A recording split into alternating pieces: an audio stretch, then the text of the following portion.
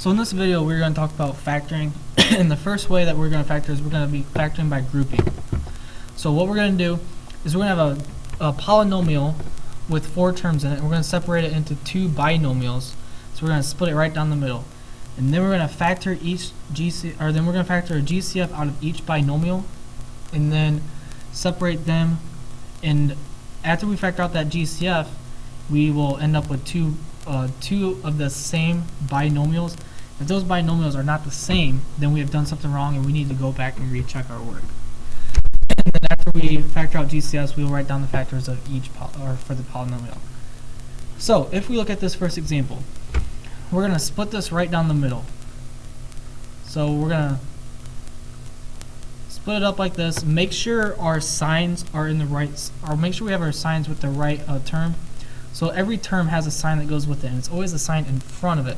So we got to make sure this plus sign is in our second binomial here. Now we're going to look to see what we can take out of each of these. Well, we can take an x squared out of these.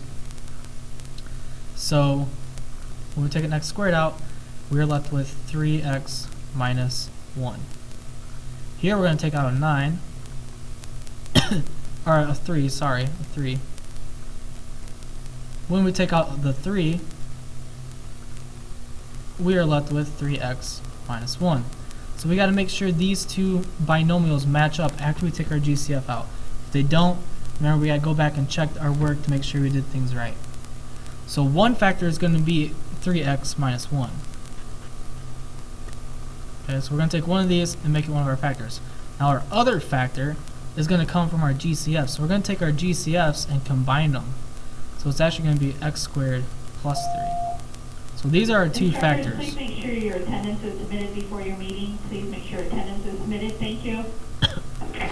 Now, we need to check to see if either of these factor.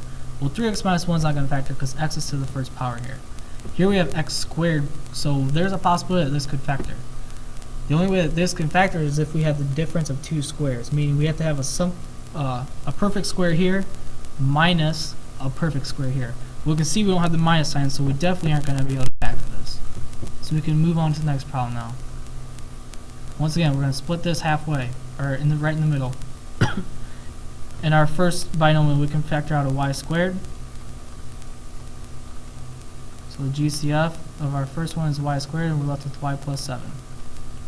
And our second one, remember this negative sign needs to stay with this 9y here. So we're going to factor out a negative 9 because we need our leading term to be positive in our binomial. And when we factor out a negative 9, we are left with y plus 7. So if we ever have a negative 9 as the first for the first number in our binomial, then we're definitely going to have to factor out that negative. So our factors are going to be y plus 7 and y squared minus 9. Because we got to combine these two. So y plus 7, that's not going to factor, but y squared minus 9, that is going to factor because that is the difference of 2 squares. We see y squared is a perfect square, we have a minus sign, and 9 is a perfect square. So we need to factor that. So take the square root of y squared. Well, that's going to be y. Put a plus sign in one, minus sign in the other. Take the square root of 9. Well, that's 3. We get y plus 3 and y minus 3. And that doesn't factor anymore. So we are finished there.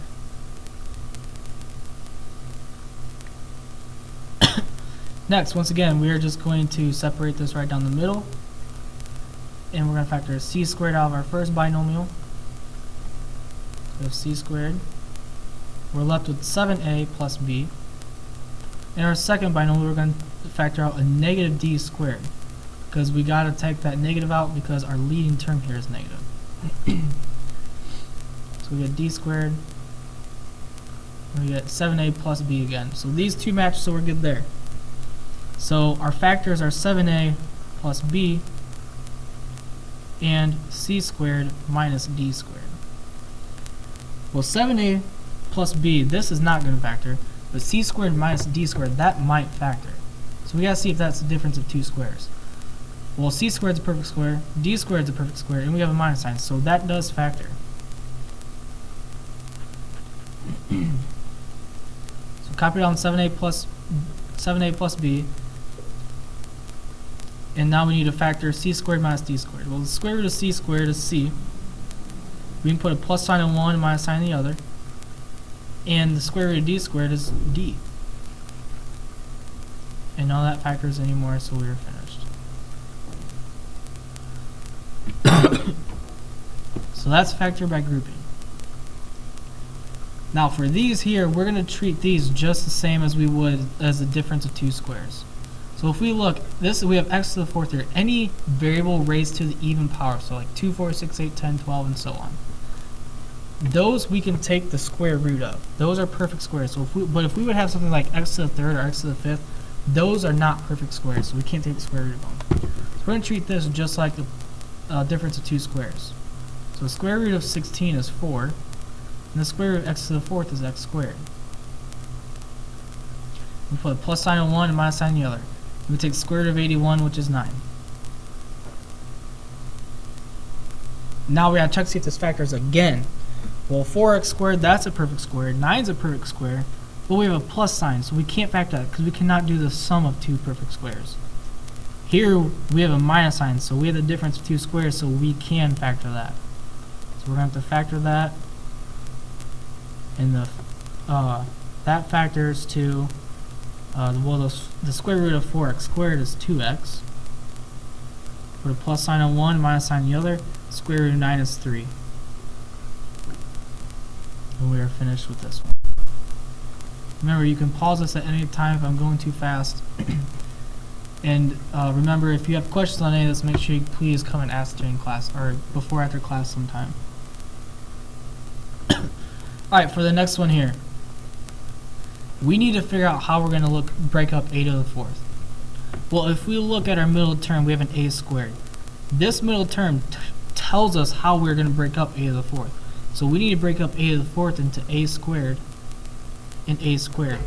Because when we add our two middle terms together, we need to get a 6a squared. The only way we're going to get a 6a squared is if we have an a squared and an a squared as our first two terms in our factors. So this a squared should always match up with this a squared and this a squared. So these three terms here should always match up. Now we got to ask ourselves, two numbers that multiply to 8 and add 6. Well, that's going to be 4 and 2. Now we need to ask ourselves, do either of these factor? Well, a squared is a perfect square, 4 is a perfect square, but we have plus sign, so that doesn't factor. A squared is a perfect square, 2 is not a perfect square, so we can't factor this. So this is all we need to do for this one. Now for this problem here, first thing we need to do is we need to factor out a GCF, which is 2p squared. So we're going to divide all these by 2p squared. When I divide all of them by 2p squared, I'm left with p to the 6 plus 5p cubed plus 6. Now, we need to factor this trinomial here. So we got to figure out how we're going to break up p to the 6th. Well, if we look at our middle term tells us we need a p to the 3rd. So we need two numbers that are going to add up to p to the 3rd. So that means we have to break up p to the 6th to p to the 3rd and p to the 3rd. Now we need two numbers that multiply to 6 and add up to 5. Well, that's going to be 2 and 3. Now we got to ask ourselves again, does this factor anymore? Well, here we see we have p cubed. p cubed. So the only way these two would be able to factor is if we use the sum or difference of cubes. We have plus signs, so that means we have to have the sum of two cubes. So that means p cubed needs to be a perfect cube, which it is, and 2 needs to be a perfect cube. Well, 2 is not a perfect cube, so that does not factor. P cubed is a perfect cube, 3 is not a perfect cube, so this does not factor there. So our final answer is right this. Now, we're going to go on to solving. So when we are solving, all we're going to do is we're going to factor and then take our factors and set them equal to 0 and solve. So it's stuff we have already done back in chapter 4, but it's just a little more intense factoring now. So the highest exponent is always going to tell us how many possible answers we could have.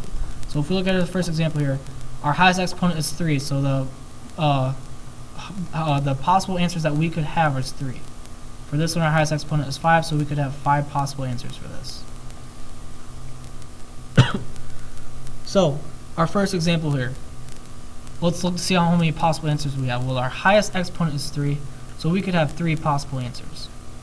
So all we have to do is factor this. So I'm going to factor this by taking out GCF first.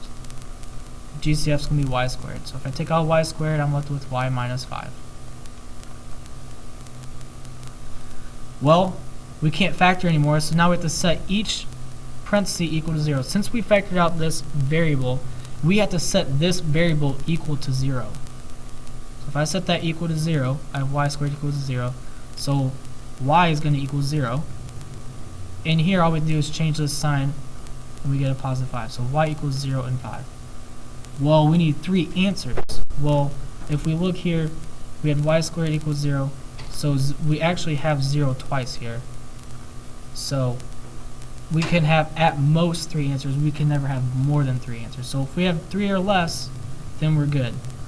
So for this one, we have y equals 0 and y equals 5. Our next one, we're going to factor this by grouping. So in our first one here, we're going to take an m squared out.